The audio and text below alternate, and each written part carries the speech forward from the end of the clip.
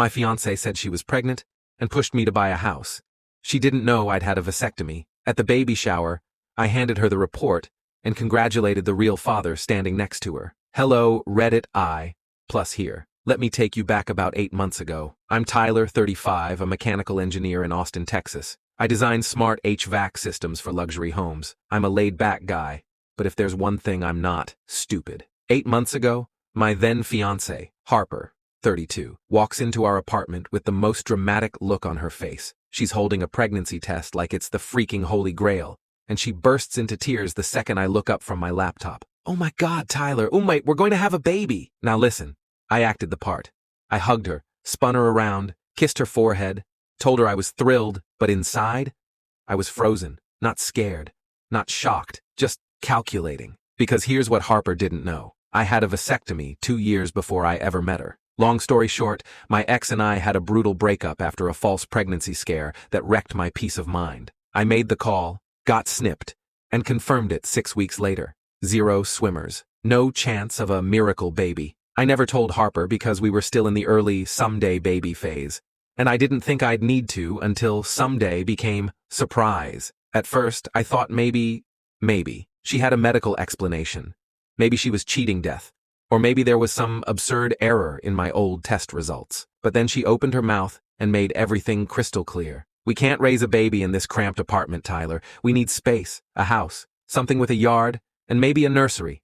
I've been saving listings. Boom. That was the play. The pregnancy wasn't a miracle. It was leverage. Suddenly, the woman who cried tears of joy was barking mortgage rates and Zillow links. She wanted the dream life, the house, the status, the Instagram-worthy family photo, and she thought she had the biological leverage to trap me into giving it all to her. And that's when I knew.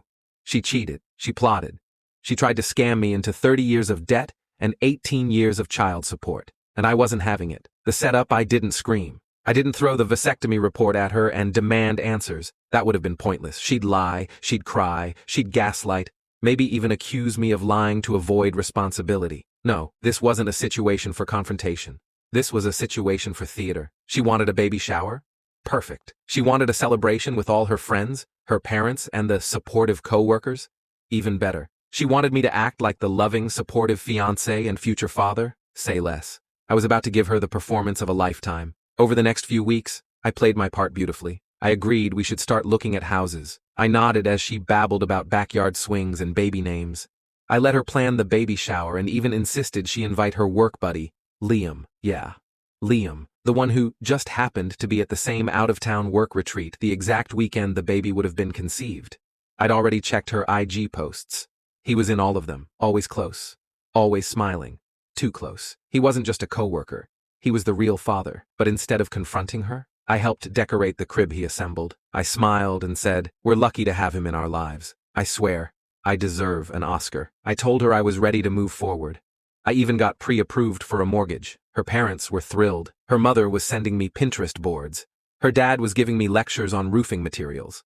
I nodded, smiled, delayed. Meanwhile, I contacted my urologist and asked for an official notarized letter, documenting my procedure and 0 sperm count. It arrived a week before the shower. I placed it in a gift bag, tied it with a blue ribbon. Next to it, a second envelope, for Liam, the baby shower bomb. Harper's parents went all out. Balloons, streamers, champagne, diaper-shaped cupcakes, everything short of a pony. Everyone was there. Her family, our mutual friends, her work crew, including Liam. He was acting like the baby's cool uncle, grinning, laughing, toasting Harper. I kept it together. I mingled. I hugged people. I accepted congratulations. And then, the moment arrived. Her mom tapped a glass. "Everyone, we just want to thank you for coming today to celebrate this beautiful miracle. And now, the proud father-to-be, Tyler, would like to say a few words." All eyes on me. Harper was glowing. She looked at me like I was about to praise her in front of the world. I smiled, walked up, raised my glass. "Thank you all for coming today. This has been such a special day, not just because of the baby, but because it reminded me what family really means. Trust, honesty, and love." Her mom was nodding. Harper was beaming. And in that spirit, I brought 2 very special gifts today. One for the wonderful mother-to-be, and one for the man who's played such a huge role in this journey, Liam. Laughter. Nervous giggles. Harper's smile faltered. I handed her the first envelope. She opened it, read it. Her face drained of all color. "Harper, I said clearly. I had a vasectomy 2 years before I met you. This letter confirms it. So either I'm the next Virgin Mary, or you've got something to tell us. Dead silence. I turned to Liam and handed him the second envelope. Congratulations, man. Looks like you're going to be a dad. He turned ghost white. Harper screamed. Liam tried to deny everything. Her mom fainted.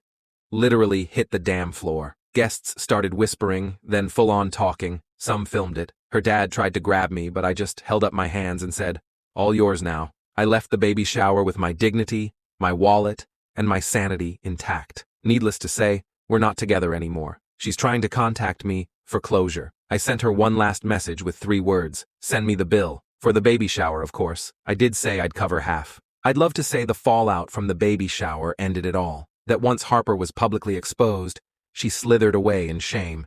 Liam disappeared, and I got to walk off into the sunset like a free man. But nope. You see, narcissists rarely go down quietly. 2 weeks after the baby shower, I get a summons delivered to my apartment. Harper had lawyered up.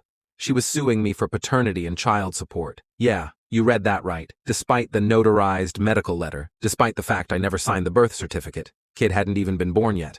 Despite being exposed in front of 60 people, she still tried to twist the system. Her lawyer argued that since we were engaged, living together, and I'd taken on the role of father, I should be on the hook for support. She claimed emotional trauma, financial promises, and implied paternity. I'll admit, I had a brief moment of panic. The legal system isn't always logical, and I've seen enough horror stories to know that men sometimes get screwed even when they do everything right. But then, I remembered, I'd been documenting everything for months. Screenshots, emails, texts, medical letters, even video footage of Liam at the baby shower calling her mama bear and saying he can't wait to meet his little guy. That toast I gave? Yeah, it was recorded. A family friend live-streamed it on Facebook. I hired a bulldog of a family attorney, worth every penny. He filed a counterclaim immediately. Motion to dismiss for lack of biological connection. Motion to request paternity testing. Motion for damages for harassment and defamation. We subpoenaed Liam. We requested Harper's phone records, including GPS history. We requested a copy of the birth plan and pre-registration forms. Liam was listed as the emergency contact, and just to be extra sure, I took an independent court-admissible DNA test the second the baby was born. Guess what? 0.00% probability of paternity. Case closed?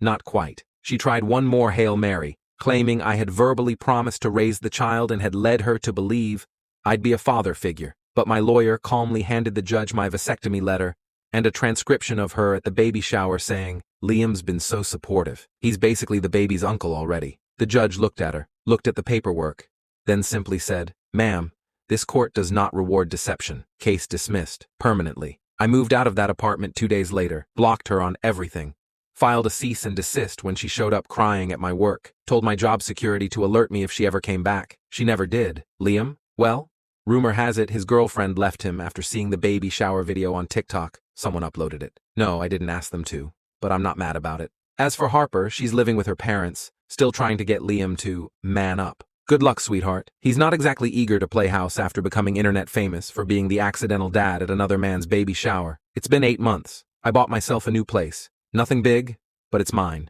Peaceful, clean, paid for in full. No one pressuring me into house hunting anymore. I started dating again a few months ago. Someone honest, grounded. The first time we talked about kids, I told her the full truth, and she just nodded and said, "That's your decision." I respect that. No guilt, no manipulation, just honesty. Guys, if you ever feel like something's off, trust your gut. Harper didn't just try to cheat. She tried to trap me for life with a lie. But because I stayed calm, documented everything, and waited for the right moment, I walked away without paying a cent, without losing my mind, and with my dignity intact. Best revenge, peace, freedom, and getting to live my life without being a paycheck for someone else's manipulation.